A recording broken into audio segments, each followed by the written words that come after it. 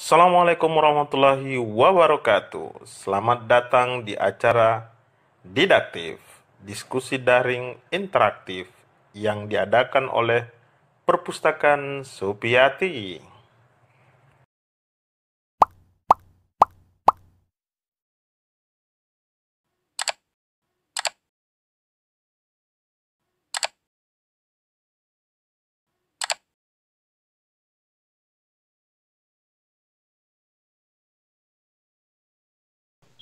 Oh ya, Kita lanjut.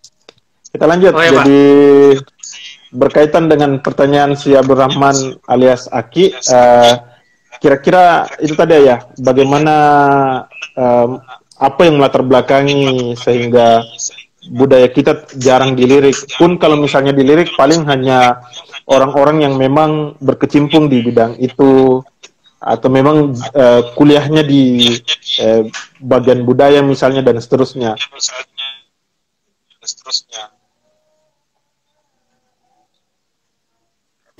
Memiliki bahkan kadang ekstrem mereka menyatakan bahwa apa sih budayamu agak cenderung kampungan dan seterusnya.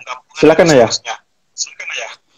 Oh ya, ini persoalan pertama yang memungkinkan itu terjadi karena cultural identity ya.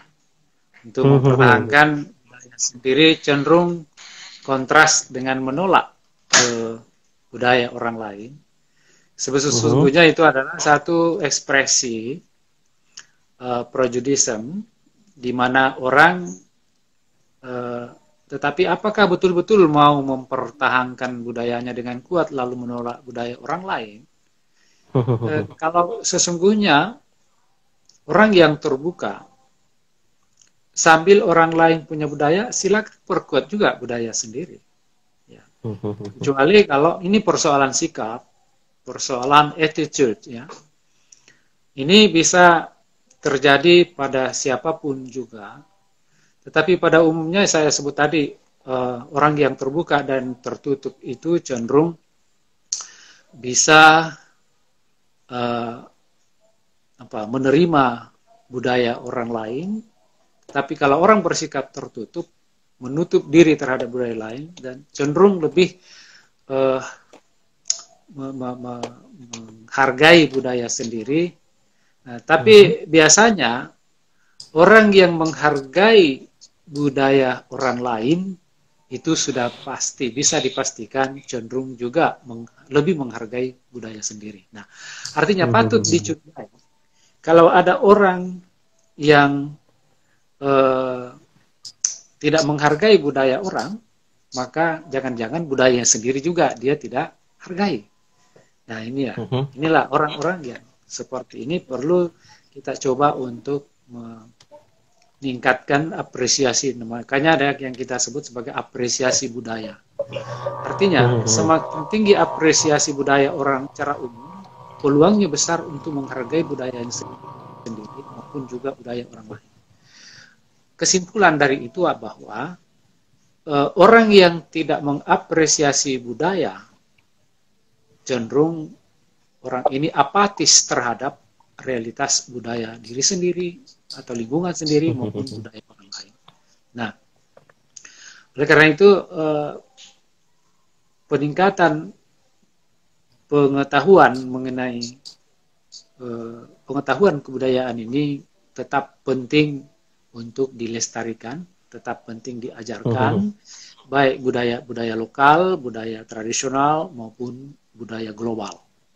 Karena kalau tidak, itu tadi akan terjadi culture shock. Saya berpikir kalau ada orang yang cenderung menolak budaya orang itu adalah merupakan suatu wujud culture shock. Kenapa? Karena dia cenderung demam terhadap orang lain punya demam dalam negatif gitu ya. Artinya sesuatu yang abnormal terjadi, ya, tidak bisa menerima pihak lain, ya, karena kehadirannya berbeda gitu ya. Jadi menghindari perbedaan itu adalah satu wujud apresiasi budaya yang baik. Nah, termasuk tentunya di dalam keyakinan. Nabi kita Muhammad Shallallahu Alaihi Wasallam sendiri, dalam keyakinan maupun perspektif budaya, dia terbuka. Hmm. untuk menerima Hmm. pihak lain sebagai sesuatu yang hadir, eksis di hadapan, dan hidup bersama dengan baik secara damai. Dan ini yang saya kira bisa terjadi kapanpun dan di mana saja, dengan siapapun juga, itu bisa saja terjadi karena faktor kurangnya keterbukaan. Keterbukaan itu bisa karena terjadi karena banyaknya pengalaman. Itu sebabnya pengetahuan kadang-kadang lebih pengalaman lebih bermanfaat dalam hal seperti ini daripada pengetahuan. Ada orang yang pengetahuannya tinggi, pengalamannya rendah, lalu ekspresi apresiasi budayanya rendah. Nah, ini Nah, oleh karena itu tidak salah. saya potong. Ya.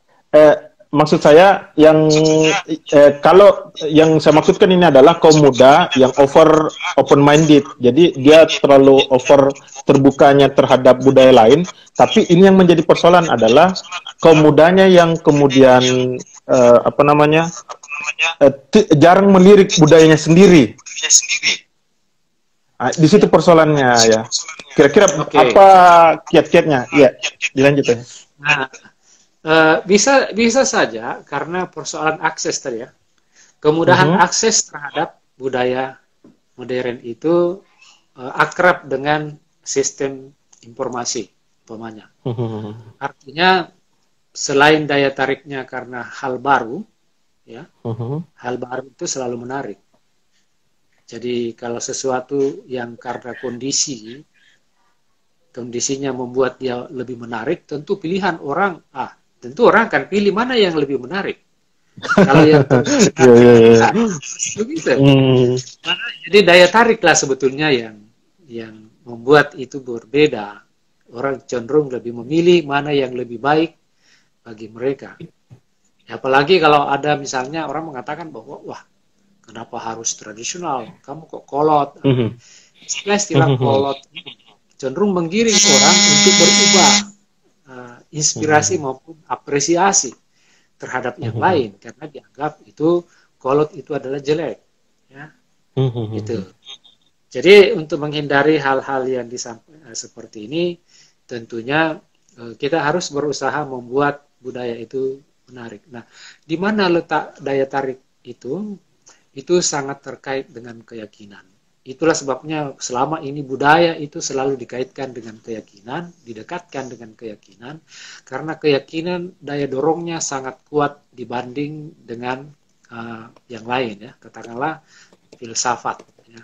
Biasanya keyakinan lebih kuat daya dorongnya dibanding dengan itu karena persoalan emosional.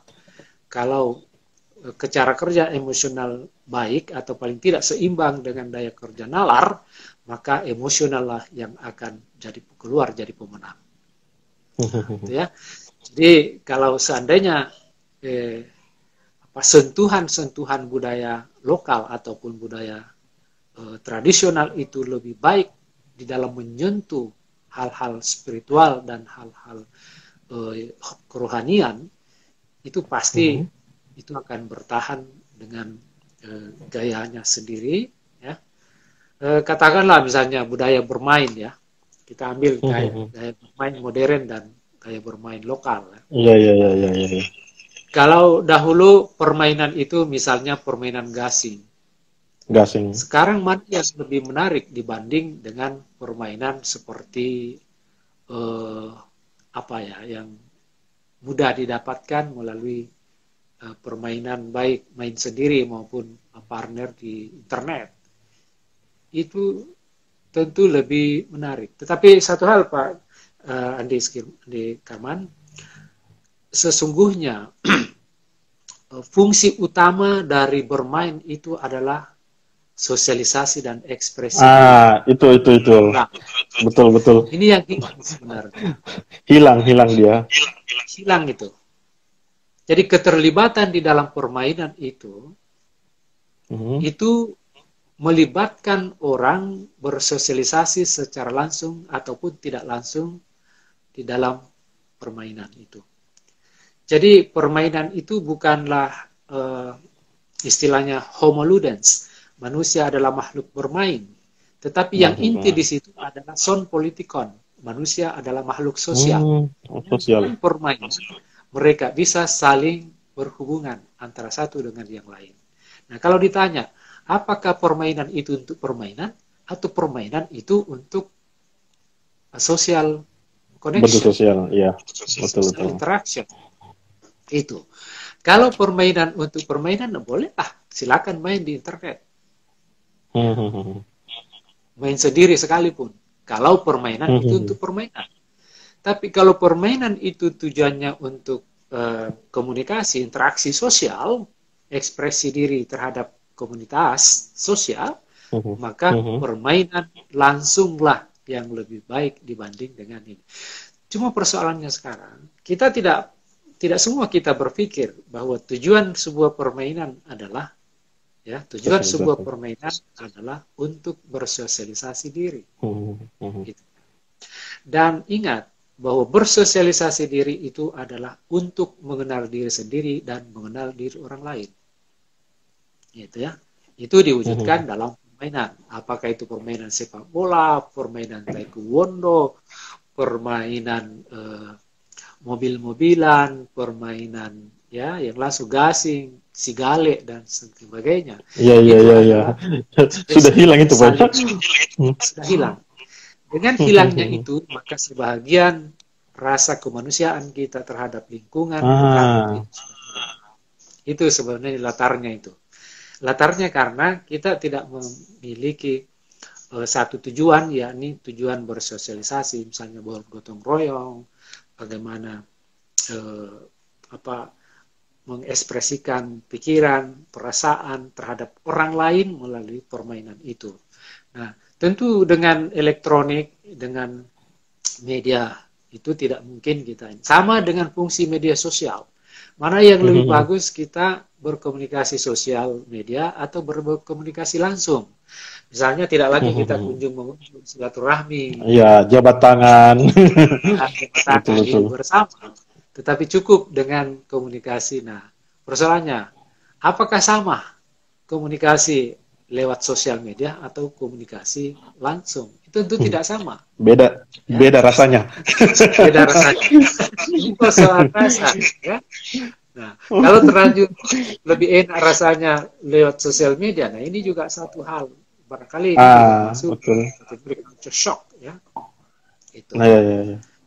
Begitu latarnya, Pak Andi. Ini ada pertanyaan dari Bu Bese Herdiana. Selain akses informasi, mungkin budaya konsumtif juga ikut mengambil bagian. Ini menarik. Artinya memang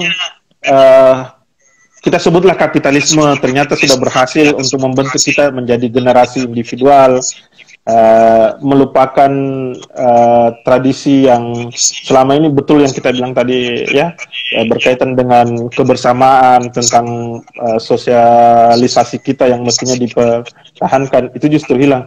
Toh model sosialisasi ya kita tetap menggunakan atas nama sosial, tapi media sosial hanya bermain di satu tempat tertentu, tapi tidak ada beda rasanya ketika bertemu langsung dengan yang tidak.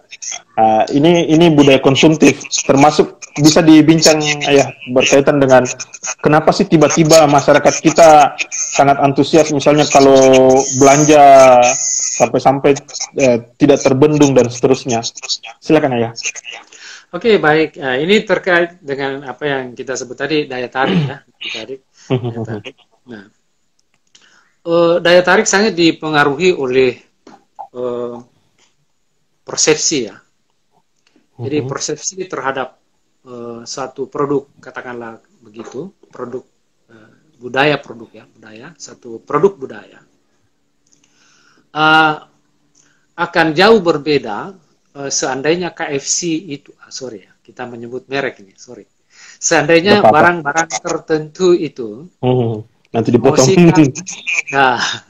dipromosikan atau tidak dipromosikan, itu sangat berpengaruh yang namanya advertisement, ya, advertisement atau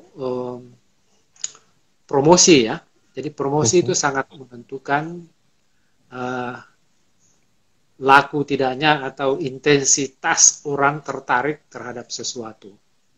Kenapa? Karena bagaimanapun juga alam bawah sadar kita selalu terpengaruh oleh hal-hal yang menarik secara persepsional, baik melalui pendengaran, melalui mata, melalui sentuhan, ya, melalui pembauan, itu akan sangat tertarik pada hal-hal yang selalu muncul, ya, selalu muncul di hadapan kita, sehingga dengan demikian gaya konsumtif itu juga sangat dipengaruhi oleh akses komunikasi yang intens, ya, yang barangkali akan tidak bisa menggusur secara penuh seandainya faktor media komunikasi ini tidak turut berpengaruh di dalamnya.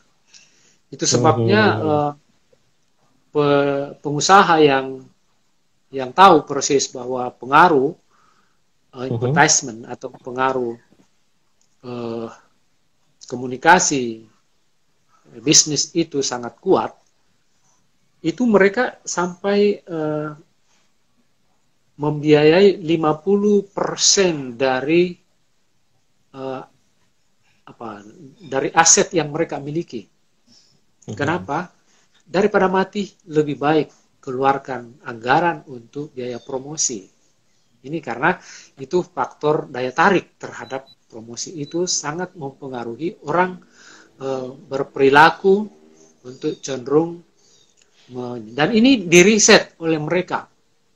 Jadi perusahaan-perusahaan yang baik itu berbasis saintifik untuk meriset mana yang lebih dipilih orang untuk produk, itu kan. Nah, disinilah letaknya fungsi fungsi ilmu bahasa di sini, ya. Apa istilahnya ini? Kalau Ibu Hardiana dulu menyampaikan ke saya bahwa ini adalah merupakan apa istilahnya itu yang dikemukakan oleh siapa ahlinya ini, ya, yang dari Jerman gitu, ya. Nah, ini mempengaruhi secara sadar ataupun secara tidak sadar terhadap diri seseorang, sehingga dengan demikian akan selalu muncul keinginan untuk membeli barang itu, ya, membeli barang itu. Artinya apa yang disebut tadi bahwa dunia industri sangat besar perannya di dalam mengubah cara pandang seseorang beralih dari pengaruh konsumtivisme dengan orang membeli membeli barang lebih dari apa yang dia butuhkan. Jadi orang membeli sekedar apa yang dia inginkan, ya, tidak sekadar apa yang dia inginkan, tetapi sebatas apa yang dia mau. Kemauan itu berbeda dengan kebutuhan, ya. Oleh itu sekali lagi bahwa ketertarikan kaum muda terhadap hal-hal yang sifatnya baru atau sifatnya menarik, sifatnya intens disampaikan, itu akan mempengaruhi benak manusia untuk memilih mana yang paling sering muncul di dalam benaknya. Itu, ya. Jadi pengaruh dari intensitas promosi itu sangat menentukan daya tarik seseorang atau keputusan untuk membeli, ya. Keputusan untuk ini sering diriset orang ini. Produsen itu mana keputusan yang terbaik untuk membeli barang, ya. Nah, karena itu ini bisa menjadi landasan pemikiran bagi pengusaha untuk menyampaikan produknya, ya, mensosialisasikan produknya bahwa semakin sering muncul di permukaan, apalagi kalau menarik, itu sudah pasti betul. Yang lain, itu, ya. Ini persoalan budaya, ya, persoalan budaya modern atau budaya global. Nah, sebutkanlah tadi misalnya perusahaan-perusahaan yang masuk kategori pedagang globalis itu tiap detik berkali-kali muncul dimanapun dan menjangkau internet yang tidak terbatas, sehingga jangan heran kalau dalam waktu sekejap mereka mengumpulkan uang sebanyak-banyaknya karena faktor keseringan mereka muncul di media internet itu ya. Nah, itu terkait dengan budaya global. Itu tidak bisa kita hindari karena diundang atau tidak diundang, promosi mereka itu akan datang ke ruang kita, akan datang ke gadget kita tanpa kita sadari bahwa ternyata kita diserang oleh hal-hal seperti itu. Kita menyatakan diserang karena tentu akan kita kehilangan peluang kita untuk berada pada ruang lingkup budaya kita sendiri dengan hadirnya budaya global itu atau globalis akan menggerus budaya lokalitas kita dengan sangat ditentukan oleh pilihan-pilihan yang intens tadi itu, sehingga dengan demikian maka kita harus sadari itu. Nah, kalau begitu maka otomatis kita akan menjaga diri, menjaga jarak, menjaga lingkungan, menjaga keluarga agar tidak termakan oleh pengaruh-pengaruh yang apalagi kalau pengaruh negatif. Nah, sudah pasti itu akan membawa ke arah yang lebih berbahaya. Nah, itu ya. Jangankan khusus mengenai persoalan advertisement atau persoalan promosi, penggunaan secara umum gadget juga itu sesungguhnya sesuatu yang merupakan dampak dari culture shock. Yang 10 tahun terakhir kita tidak pernah temukan hal yang sama hari ini. Sehingga dengan demikian maka kita akan lebih tertarik kepada hal baru yang tidak pernah kita alami. Ya. Memberikan pengalaman baru itu artinya memberikan budaya baru. Karena kalau budaya berarti tentang persepsi, tentang pengalaman, tentang perasaan, tentang apa yang kita rasakan. Itulah budaya. Nah, kalau definisi itu kita pertahankan sebagai satu batasan budaya, maka otomatis siapa yang demam dengan gadget, maka itu adalah penganut budaya global. Oh gitu ya. Artinya memang belakangan kita lebih menjadi generasi yang membeli style atau gaya daripada fungsi. Ini artinya proses filterisasi memang dibutuhkan ya. Karena selama ini yang menjadi kelemahan kita, ada barang yang baru, tiba-tiba kita menjual barang lama dan kemudian menambahkan lagi dana kita untuk membeli yang baru, hanya lebih kepada gengsi. Ini agak ada pertanyaan dari Suprianto _Baen, agak teoretis ini ya. Apakah sama budaya dan kebiasaan jadi habit? Jika sama, apa yang menyebabkan, dan jika tidak, apa perbedaannya? Oke. Jadi kalau batasan budaya tadi itu adalah apa yang merupakan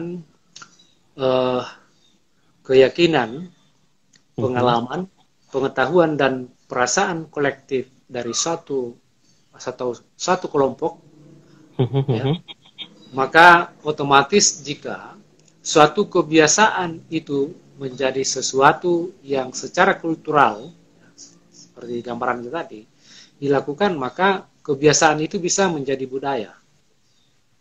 Contoh misalnya, katakanlah misalnya, beribadah itu otomatis dia akan menjadi wujud ekspresi budaya. Karena kebiasaan kita beribadah, maka itulah budaya kita sebagai kolektivitas, sebagai saya sebut tadi itu masuk budaya global karena tidak lagi terbatas Indonesia, Arab Saudi, tetapi seluruh jagat yang menganut agama Islam. Misalkan sholat itu adalah kebiasaan dia otomatis sudah menjadi budaya karena kepentingan dianggap bernilai tinggi, punya kepentingan, punya rasa terhadapnya yang sama dengan yang lain bagi penganutnya. Itu kebiasaan-kebiasaan seperti ini otomatis menjadi budaya. Atau budaya katakanlah sikap merunduk ketika lewat di depan orang yang lebih tua, itu adalah merupakan kebiasaan yang berwujud budaya. Atau katakanlah orang Jepang kebiasaannya memberi ketakziman itu dengan menundukkan kepala dan dada. Itu adalah kebiasaan merupakan wujud budaya dan ciri khas orang Jepang. atau katakanlah kebiasaan orang Thailand mengucapkan terima kasih dengan mengangkat tangan di dada dan sambil mengucapkan ungkap. Itu adalah satu kebiasaan yang budaya juga, kan, ya. Nah, jadi jawabannya adalah kebiasaan yang sudah merupakan realitas sosial bersama itu adalah merupakan kebudayaan. Jadi budaya itu sederhana saja. Dia merupakan sesuatu yang diyakini nilainya baik, ya, maupun buruk juga, dan diimplementasikan atau dialami bersama secara kolektif, ya, dari suatu masyarakat atau kelompok tertentu. Maka itulah wujud budaya, ya, baik itu budaya baru maupun budaya menjadi budaya lama. Tapi utamanya kalau dia menjadi tradisi yang kalau satu kebiasaan yang lama dan dipertahankan terus-menerus itu namanya tradisi. Iya. Tradisional yang masih tetap dipertahankan misalnya, maka otomatis itu adalah merupakan wujud budaya sekaligus kebiasaan yang tetap dipertahankan. Gitu ya. Jadi kalau teorinya seperti itu, ya, maka otomatis kebiasaan-kebiasaan yang dianggap bernilai tinggi, maka atau bernilai masif, maka otomatis itu juga adalah budaya. Misalnya tidak boleh berbicara di lebih besar daripada orang tua kita. Orang tua. Ya, itu adalah kebiasaan yang harus dipertahankan, dianggap sebuah nilai yang tinggi. Jika itu dilakukan, maka itu adalah kebiasaan yang merupakan budaya kita, ya. Cuma kadang-kadang budaya saya sebut tadi itu budaya buruk untuk kondisi ini, di mana dalam satu pertemuan umpamanya terdiri dari beberapa negara yang hadir, ketika dosen atau guru meminta menaikkan tangan untuk menyampaikan tanggapan terhadap kuliah dosen atau guru, maka rata-rata orang timur itu cenderung tidak mengangkat tangannya. Dan orang-orang Eropa maupun Amerika Utara itu cenderung lebih agresif, lebih aktif menaikkan tangan ketika diminta untuk menanggapi kuliah ataupun penyampaian dosen. Nah, ini saya kira dalam perspektif pendidikan modern itu dianggap agak negatif itu. Kalau cenderung semua orang Asia tidak ada yang menaikkan tangan karena cenderung mereka jangan-jangan nanti saya salah ini ya. Nah, ini kadang-kadang hal-hal seperti ini juga merupakan kebiasaan dan sekaligus merupakan wujud budaya yang saya sebut tadi. Kira-kira untuk sekarang ini dinilai budaya yang buruk karena cenderung tidak partisipasi karena dilatar belakangi oleh rasa takut salah gitu ya. Takut salah itu dinilai buruk di dalam perkuliahan. Atau mungkin ya tidak bisa juga kita pertahankan lagi dalam dunia modern sekarang ini. Misalnya anak kecil ya, katakanlah anak kecil umur 2-3 tahun sambil bermain dia menyentuh kopi, lalu kopinya turun, jatuh, tumpah. Lalu anak itu dijewer telinganya karena dia menumpahkan kopi sang ayah. Lalu dia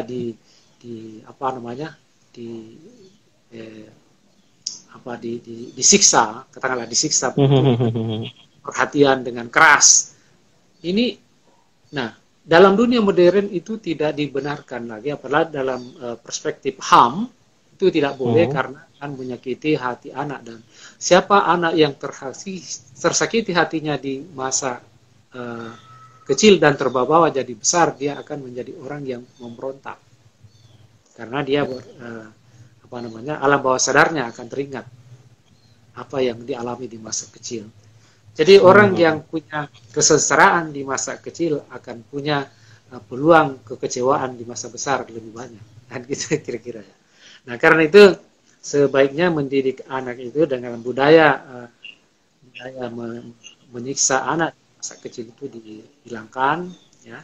Walaupun itu merupakan kebiasaan, dianggap bahwa barangkali tadi itu teori sebelumnya mengatakan bahwa driven, daya dorong itu kalau Daya dia dorong. ditakut-takuti atau dimarahi, dia akan terdorong untuk berbuat lebih baik. Padahal anak kecil sebaiknya dia digembirakan untuk berkembang sehingga dia bisa berpikir lebih jernih, bisa belajar dengan baik. Akan jauh berbeda antara orang yang mendapatkan siksaan dengan orang yang mendapatkan hiburan di masa kecilnya dalam perkembangan jiwa selanjutnya. Ini budaya-budaya seperti ini, budaya yang saya kira sudut pandang orang yang masih melaksanakan ini adalah karena menganggap bahwa semua orang bisa, atau mungkin juga karena tidak sadar bahwa itu akan mencelakai anak kalau diberi siksaan ketika dia berbuat salah. Nah, kira-kira di dunia timur itu terjadi hal yang berbeda dengan dunia barat, di mana setiap anak yang bersalah selalu mendapat hukuman. Nah, ini yang membuat barat itu lebih terbuka di dalam menerima di dalam menerima sanggahan dibanding dengan orang-orang timur. Seperti saya ilustrasikan tadi mengenai keterbukaan untuk menyampaikan pendapat, menyampaikan pandangan secara bebas, ya tanpa beban. Karena beban yang diperoleh dari kecil itu akan terasa menjadi beban juga di masa-masa selanjutnya. Sehingga dengan demikian driven atau daya dorong yang menggembirakan dibanding dengan daya dorong yang menakutkan. Istilahnya kalau politik gondoruo ya, kalau dalam sistem politik. Nah, ini saya kira latar belakang inilah yang membuat perilaku orang sering berbeda di dalam menentukan pilihan-pilihan ataupun ketidaksadaran yang karena kebiasaan lalu menjadi daya. Jadi kalau ada manajer, ada guru yang sering memarahi muridnya atau memarahi anak buahnya, itu karena menganggap atau mengira bahwa setiap orang itu harus didorong dengan kemarahan. Nah, jadi kalau ada orang yang misalnya orang berbuat salah sedikit, di sampingnya dia selalu marah-marah, itu berarti orang ini punya anggapan bahwa semua orang bisa terdorong dengan termotivasi untuk melakukan sesuatu dengan baik kalau dia dimarahi. Ini ada pertanyaan dari sambungan tadi dari pertanyaannya Abdul Rahman Mahmud. Pertanyaan kemudian adalah akses informasi kebudayaan yang sulit. Jadi itu pertanyaannya. Apakah akses informasi ke kebudayaan yang sulit, ataukah kita yang menyulitkan diri untuk mengakses informasi terkait kebudayaan kita? Jadi dia mempertanyakan sehingga anak muda banyak yang kesulitan mengembangkan atau membangkitkan kembali budayanya sendiri gitu. Silakan ya. Baik, ini persoalan akses itu sangat tergantung peluang. Ini kan akses dan peluang ya, akses terkait dengan peluang. Ini tergantung orangnya. Kalau seseorang punya peluang untuk mengakses budaya luar dengan intens, misalnya seseorang punya peluang untuk berkunjung ke wilayah tertentu ataupun negara tertentu, tentu aksesnya lebih gampang, lebih mudah. Atau sering beraktivitas yang berhubungan dengan pihak luar. Katakanlah aktivitas itu berupa akses internet, ya, walaupun berbeda dengan akses langsung, ya. Karena dibanding dengan orang yang pasif di tempatnya terus-menerus, katakanlah orang-orang tradisionalis atau orang-orang yang terisolir, daya keterbukaannya akan berbeda. Itu sudah pasti. Karena transformasi dan persepsi terhadap satu budaya baru atau suatu informasi baru akan jauh berbeda keterbukaan orang yang suka membaca dengan orang yang pasif membaca atau tidak aktif membaca. Karena itu akses informasi itu bisa dengan langsung, bisa dengan membaca, bisa dengan menonton, bisa dengan hubungan internet. Itu berpengaruh terhadap budaya. walaupun tidak berarti bahwa siapa yang intens berkomunikasi luar akan menghilangkan budaya lokalitasnya. Tidak selalu begitu. Boleh jadi itu bisa memperkaya budaya lokalitasnya karena membandingkan dengan budaya-budaya lain. Artinya, tingkat apresiasinya terhadap budaya lokal dan apresiasinya terhadap ketika membandingkan apresiasi terhadap budaya luar itu bisa lebih tinggi, dan artinya menikmati budaya lokal, budaya global itu bisa lebih bagus. Artinya siapa yang akses budayanya tinggi, maka dialah punya kesempatan menikmati hidup lebih baik, gitu ya. Ya. Walaupun tentu ini soal rasa. Ini soal rasa. Ada orang yang merasa sangat bersyukur ketika dia bisa merealisasikan budayanya di dalam kehidupannya di tengah-tengah masyarakat sosial yang terbatas, katakanlah masyarakat Dani, masyarakat tradisional, dengan sangat bahagia hidup bersama dengan lingkungannya, berbagi bersama, makan bersama, bercerita bersama. Itu soal intensitas memperoleh nilai itu sangat tergantung orangnya. Nah, boleh jadi juga orang yang berpengalaman sangat luas itu bisa juga tingkat kebahagiaannya atau rasa kebudayaannya bisa rendah. Itu soal ini kita tidak bisa ukur dari situ, bahwa semakin luas budaya seseorang semakin ini. Nah, tadi itu soal akses, ya. Sini soal akses itu intinya bahwa semakin luas dan intens akses seseorang terhadap dunia luar, maka semakin tinggi atau terakselerasi budayanya, apakah itu budaya luar ataupun budaya lokal.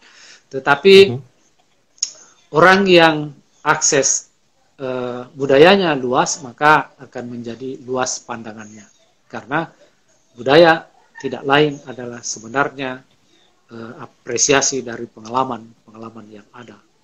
Nah itu ya. Coba kita saya mungkin agak ekstrem sedikit berkaitan dengan budaya dan agama. Ini orang selalu melakukan pembenturan antara agama dan budaya. Contoh sederhananya adalah misalkan Kemenyan. Ada yang masih memakai tradisi itu, tapi di sisi lain ada yang bahkan lebih ekstrem menyebut dengan istilah bid'ah lah dan seterusnya. Di sisi lain kita ingin melakukan, apakah memang butuh pertautan antara agama dan budaya? Artinya tidak ada yang dikecewakan, kita sebutlah begitu. Tidak ada yang dikecewakan, ataukah memang persoalan agama dan budaya ini tidak bisa ditautkan atas nama tradisi dan seterusnya. Misalnya agama yang, kalau orang yang ekstrem pasti dia bilang, ini tidak bisa, ini tidak ada dalam agama ini, justru tidak ada dalam misalnya di salah satu kitab ataupun hadis dan seterusnya. Akhirnya benturan agama dan budaya itu terjadi. Ataukah memang ada titik temu sebenarnya? Gitu ya? Ya, baik. Ini kan asal muasalnya ini kan dua asal muasal yang berbeda. Satu berasaskan teologis, ya, teologi, katakanlah teologi Islam umpamanya. Yang satu berdasarkan historis, ya, historis dan experiences.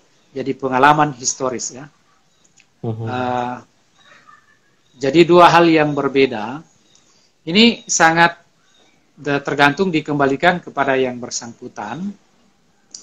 Apakah lebih dominan memilih jika misalnya sesuatu hal dipandang tidak dibenarkan menurut akidah, maka dihindari untuk hal-hal yang boleh jadi dalam ekspresi budaya itu bertentangan. Misalnya dalam tauhid Islam itu tidak dibenarkan menduakan kalimat la ilaha illallah. Itu artinya jika ada hal yang dipandang secara teologis bertentangan, tinggalkan. Tetapi tidak berarti bahwa jika ada hal-hal yang sifatnya kultural, lalu ditantang membenturkan, ya. Sebabnya saya katakan tadi, orang yang kulturalnya tinggi, dia akan terbuka untuk menerima dengan mungkin kompensasi, ya. Katakanlah misalnya, kalau dulu, ya, di masyarakat tertentu, masyarakat Tasik, katakan kita sebut satu. Betul-betul asik itu. Masyarakat Tasik itu adalah satu bentuk kesyukuran di masa lalu dengan melakukan pengorbanan, ya, mengorbankan hewan untuk dibuang ke laut dengan maksud untuk untuk membalas budi baik Tuhan dari pencipta, misalnya. Iya, sang pencipta. Ya, sang pencipta yang dari laut, karena manusia itu tergantung dari kebutuhannya, ya. Dalam berperilaku itu butuh ikan, ya, supaya Tuhan dewata ini bisa bermurah hati, ya, kita adakan pesta untuk itu. Nah, pertanyaannya, mengadakan pesta dengan Tuhan yang seperti itu tentu di dalam Islam tidak tidak berterima secara teologis. Tetapi secara kultural, apakah ada jalan? Pertanyaannya, apakah ada jalan lain untuk melakukan akulturasi budaya? Itu penting. Itu. Kalau di budaya orang-orang yang kreatif, katakanlah masyarakat yang kreatif, dia akan, katakanlah satu contoh, ya, misalnya mengganti membuang kepala kerbau itu dengan maksud menggembirakan Tuhan. Lalu kemudian ada baiknya barangkali dilakukan pemotongan hewan dan daging hewan itu dibagi atau dimakan bersama tanpa ada unsur biologis yang sifatnya persembahan begitu. Saran saya kepada para budayawan, kalau bisa mereka melakukan kompensasi atau katakanlah jalan tengah, ya, seperti itu. Itu jauh lebih baik. Kita tidak menghilangkan secara mutlak 100% dari kultur itu, tetapi kita modifikasi menjadi sesuatu yang lebih bermakna, kedua-duanya bisa menerima. Kita makan bersama. Tetapi ini juga sebagai wujud kesyukuran kepada Tuhan yang Maha Esa atau Allah yang Maha Kuasa. Karena orang Islam bisa mewujudkan itu sebagai rasa syukur karena sudah panen ikan yang banyak, ya, dengan wujud makan bersama, gotong royong, ya, memasaknya bersama dan lain-lain. Tidak perlu kita melakukan pembuangan kepala kerbau ke laut, seolah-olah ada yang kita berikan, ya. Padahal nyatanya kan tidak mungkin, ya, tidak mungkin. Nah, Dewata Sewa itu adalah wujud yang tidak pernah muncul sebagai satu individu, tapi ini adalah suatu keyakinan bahwa Dewata Sewa itu ada sebagai pencipta yang tidak pernah mewujud, tetapi dianggap ada dari laut ataupun dari pohon ataupun dari langit. Nah, ini mungkin ketemunya di sini adalah sesungguhnya yang dimaksud Dewata Sewa itu ataupun Tuhan dari laut atau dari gunung atau dari pohon, sesungguhnya yang dimaksud adalah tidak lain adalah la ilaha illallah, Allah itu sendiri. Ketemunya di situ. Jadi karena berbeda perspektif tinjauan dan lokalitas budaya, kita berada dalam budaya. Saya sebut budaya global. Kalau Islam itu adalah budaya global sesungguhnya. Saya sebut budaya karena dia adalah merupakan persepsi nilai, memiliki nilai tinggi, memiliki rasa yang sama bagi penganutnya. Maka saya sebut ini adalah, maaf, saya sebutnya sebagai budaya global. Islam itu adalah budaya global. Sebagai keyakinan kita bahwa dia memasuki wilayah-wilayah tertentu, khususnya di wilayah Asia Barat, Asia dan sekitarnya, bahkan ke Eropa saat ini tidak bisa dibendung. Islam itu agama paling cepat perkembangannya di dunia, itu diakui oleh para ahli. Nah, karena itu ini adalah merupakan budaya global yang sangat masif berkembang. Ya, mungkin banyak orang sepakat kalau saya katakan bahwa agama itu adalah merupakan budaya, bukan bagian. Islam ya, Islam dalam hal ini, ya. termasuk semua agama. Termasuk semua agama, walaupun tidak semua agama sama. Ya. Nah, oleh karena itu saya yakin bahwa pertanyaan sederhananya ya, kalau Maulid menurut tak bagaimana? Maulid. Ya. Oke. Maulid ini adalah suatu ekspresi budaya global. Walaupun saya sebut global, tetapi yang lebih masif melakukan itu adalah di Indonesia ya, di Indonesia itu kalau dulu itu diekspresikan dalam bentuk al-Barasanji ya, Barasanji di negara-negara termasuk di Indonesia diikuti oleh beberapa kalangan di Indonesia. Ini adalah satu ekspresi budaya. Bagi saya, sepanjang itu tidak dikaitkan dengan ibadah, tidak ada masalah. Itu adalah ekspresi budaya yang tidak ada hubungannya dengan masalah ibadah. Ini adalah masalah kultural. Tetapi kalau ada mengaitkan dengan persoalan ibadah, lebih tekun bermaulid daripada beribadah wajib, itu masalahnya ada di situ. Ya. Pasa minatena sampahnya pun maulid ya. Akan. Nggak benar. Salah sih. Ini saya kira aneh ini kan. Oh iya. Sip. Jadi kalau ini terjadi, maka di sini persoalan kultural yang menjadi persoalan ya. Ayah, sekarang sudah 51 ya, sudah pukul ini 52 menit, artinya tidak sampai 10 menit kita mau menutup diskusi kita. Artinya memang membincang budaya lokal dan global ini tidak akan pernah berhenti. Saya yakin dan percaya Ayah tidak akan menyangka bahwa ternyata sudah 2 jam kita melakukan diskusi dan tidak terasa ya. Saya yakin dan percaya teman-teman masih banyak juga hal yang mau ditanyakan, ataukah mungkin lebih asik kalau persuasif bicara langsung sama Ayah.